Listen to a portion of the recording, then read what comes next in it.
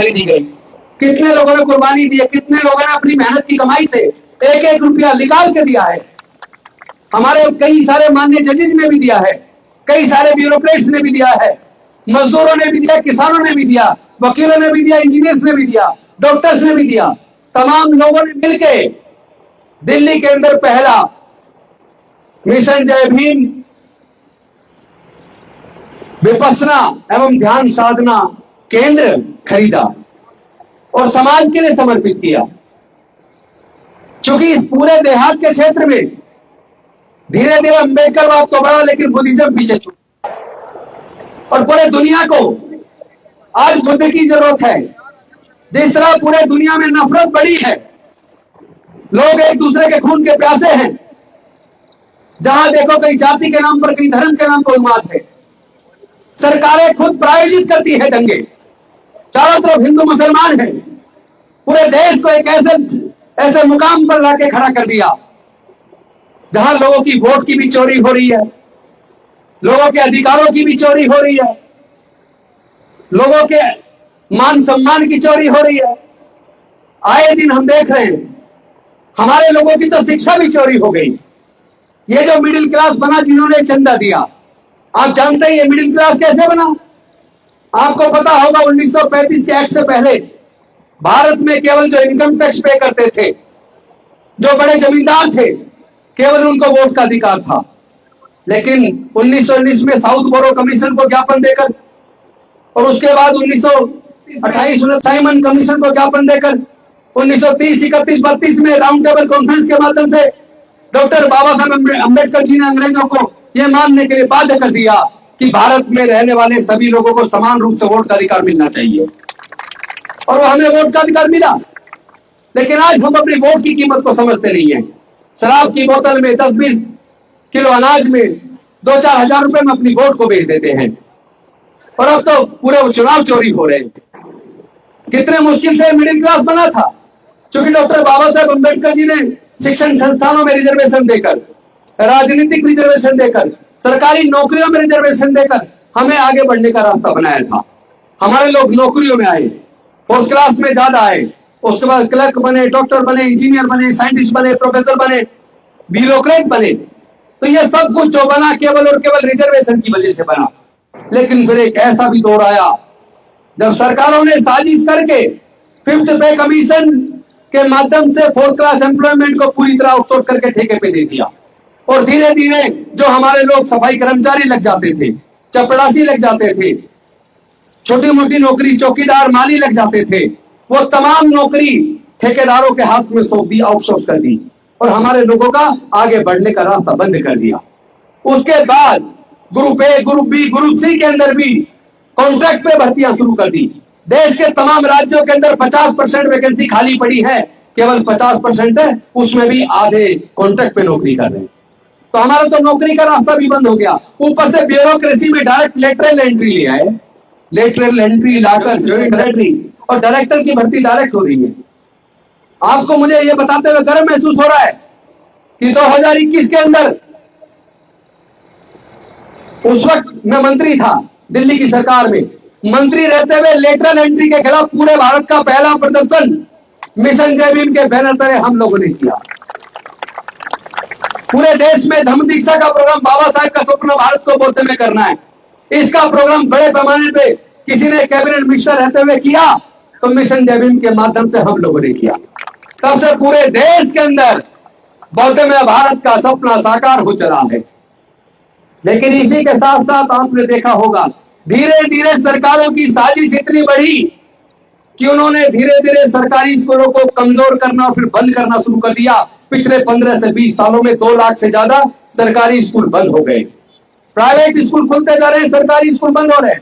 Private school में एक बच्चे को पढ़ाने का खर्चा कम से कम 8 से 10 हजार आता है। हर परिवार में 2 बच्चे हैं तो 2 बच्चों को पढ़ाने के लिए 15 से 20 हजार रुपया चाहिए। हमारे समाज के 99% SC/ST के लोग ऐसे हैं जिनके पूरे परिवार की इनकम जोड़ लो तो 5,000 रुपए से लेकर 20,000 रुपए महीने के बीच है। क्या हम अपने बच्चों को प्राइवेट स्कूल में पढ़ा सकते हैं? नहीं पढ़ा सकते।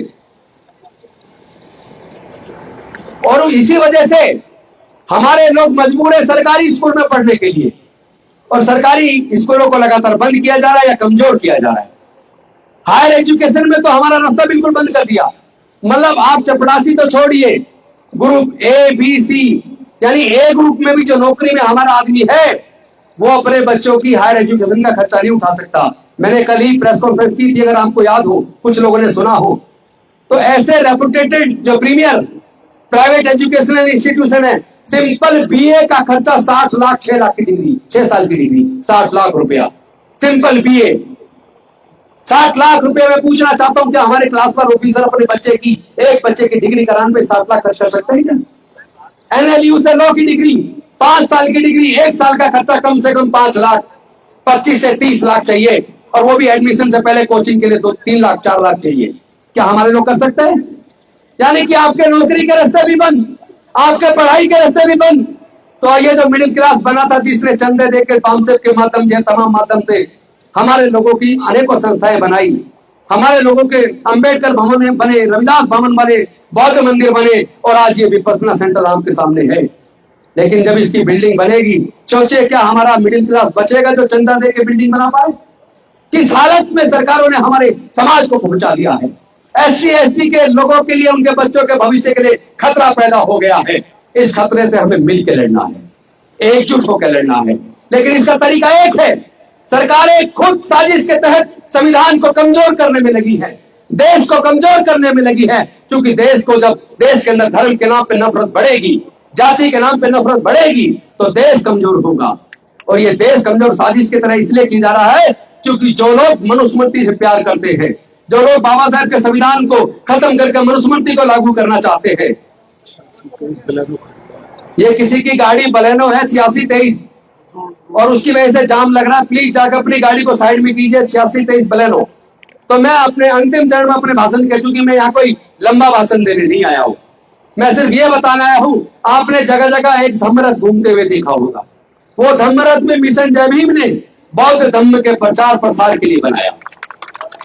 मिशन जय भीम के माध्यम से ईवीएम के खिलाफ बैलेट पेपर वापस लाने का आंदोलन भी मिशन जय भीम के माध्यम से सब बहुत बड़ा आंदोलन हुआ। माओवादी महावीर की मुक्ति का आंदोलन भी मिशन जय भीम के माध्यम से बहुत जबरदस्त तरीके से हुआ। और मुझे खुशी है, अभी पिछले दिनों आपने देखा होगा, अभी 2-3 दिन के अंदर चुनाव है, लोकल बॉडी का चुनाव